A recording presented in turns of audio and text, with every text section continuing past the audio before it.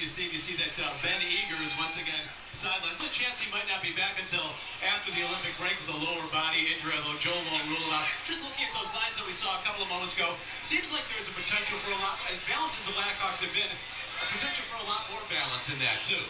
Yeah, and here's the problem, and it's a great problem to have you as your head coach. You've got 11 forwards who could be top 6 in most teams in the NHL. So it's really tough to slot guys into third-line positions and fourth-line positions.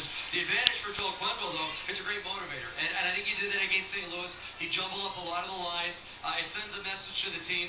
And if anyone's not performing within the game, they're going to drop down and possibly be on the fourth line. This is an important night as far as the Western Conference standings are concerned for Dallas. You have the 7th and the 8th seeds, Calgary and Nashville, both in action tonight. The team right in front of them outside the playoff picture, Detroit, is also playing tonight. And then Dallas is in a tie for 10th. And they've had the Blackhawks number so far this season as we take a look.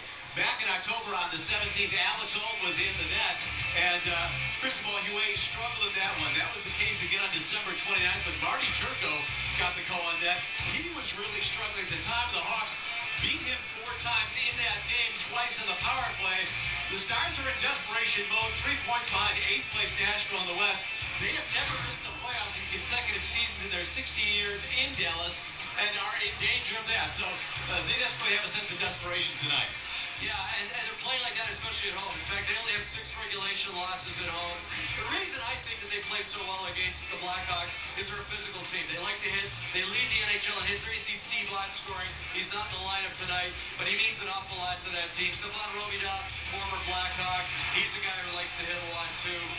You talked about the struggles of Huet in the first 2 games, especially that first game. Cristobal Huet, it was his first start at the United Center since being pulled in the Calgary game where he let 5 goals on 7 shots.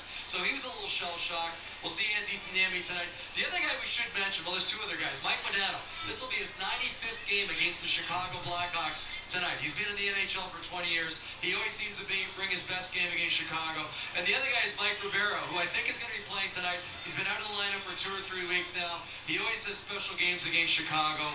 Watch Mike Ribeiro whenever he's on the ice. He had a scary injury about a month or so ago in New York, in which he suffered a throat contusion, needed emergency tracheotomy. This is his first time on the ice, and thought that Mark Crawford may use him on the 4th line, just to kind of ease him in like Dave Bolin was last week. And we have much more to come here on Chevy Blackhawks pregame live. And